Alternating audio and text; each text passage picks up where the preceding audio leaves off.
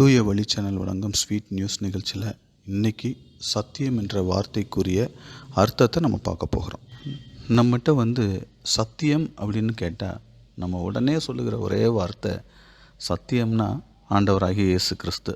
ஆண்டவராகிய இயேசு கிறிஸ்து தான் சத்தியம். அதற்கு பல வசனங்கள் இருக்குது. அதில் ரொம்ப முக்கியமாக நமக்கு தெரிகிற வசனம் என்ன அப்படின்னா யோவான் 14:6, யோவான் 8:32 தான். யோவான் 14:6 ஆண்டவராகிய இயேசு கிறிஸ்துவே சொல்லுறாரு, நானே வழியும் சத்தியமும் ஜீவனுமாக இருக்கிறேன். அதே இது யோவான் 8:32 ஆண்டவராகிய இயேசு கிறிஸ்து சொல்லும்போது, சத்தியத்தையும் அறிவீர்கள், சத்தியம் உங்களை விடுதலையாக்கும் அப்படின்னு. எல்லாருமே உடனே சத்தியம் அப்படின்னா நம்ம சொல்கிற ஒரே வார்த்தை ஆண்டவராகிய இயேசு கிறிஸ்து தான். ஆனால் அதற்கு முதன்மையான முழுமையான விளக்கம் என்ன அப்படின்னா நம்மளால் விளக்க முடியல. இப்போது சத்தியம் என்ற வார்த்தைக்கு விளக்கத்தை நம்ம பார்க்க போகிறோம். சத்தியம் என்ற தமிழ் வார்த்தைக்கு ஆங்கிலத்தில் ட்ரூத் அப்படின்னு சொல்கிறாங்க. இதே இது எபிரேயத்தில் எமட் அப்படின்னு சொல்கிறாங்க. இந்த எமட் அந்த எபிரேய மொழிக்குரிய அந்த வார்த்தைக்குரிய அர்த்தத்தை நம்ம கண்டுபிடிச்சிட்டோம்னா, இந்த சத்தியம் அப்படின்ற வார்த்தை எங்கெங்கன்னா வருது, அது என்னென்ன அர்த்தம் சொல்லுதுன்றத மிகவும் எளிமையாக நம்ம ஈஸியாக புரிஞ்சுக்கலாம். எபிரேயத்தில் எமட்ன்ற வார்த்தைன்னா சத்தியம் அப்படின்னு பார்த்தோம்.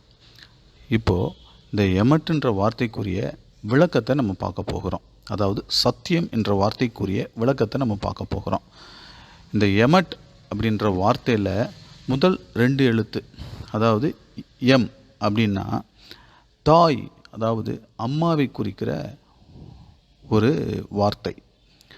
எபிரேயத்தில் அம்மாவை எம் அப்படின்னு தான் கூப்பிடுவாங்க. நம்ம அம்மான்னு கூப்பிட்றோம் இல்லையா, அதுபோல் எபிரேயத்தில் எம்னா அம்மான்ற பொருள்படும்.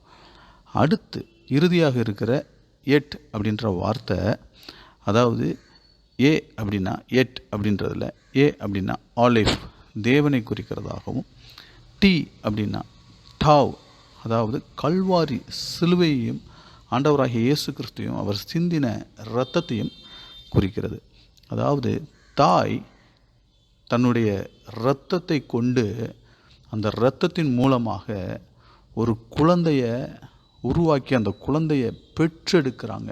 அதே போல் தேவன் ஆண்டவராகிய இயேசு கிறிஸ்துவின் இரத்தத்தை கொண்டு அந்த இரத்தத்தின் மூலமாக அவர் கல்வாரி சிலுவையில் பட்ட பாடுகள், மரணம், உயிர்த்தெழுதல், அந்த இரத்தத்தின் மூலமாக நம்மை பெற்றெடுத்திருக்கிறார். இதுதான் இந்த எமட் என்ற வார்த்தைக்குரிய அர்த்தமாக இருக்கிறது. இப்போது உங்களுக்கு இந்த சத்தியம் என்ற வார்த்தைக்குரிய அர்த்தம் புரிஞ்சிருக்குன்றதை நான் நிச்சயமாய் நம்புகிறேன். இது உங்களுக்கு பிரயோஜனமாக இருந்துச்சுன்னா உங்கள் நண்பர்களுக்கு பகிர்ந்து கொள்ளுங்கள். இந்த சேனலை குறித்து அவங்ககிட்ட சொல்லுங்கள். கர்த்தர் உங்களை ஆசீர்வதிப்பாராக.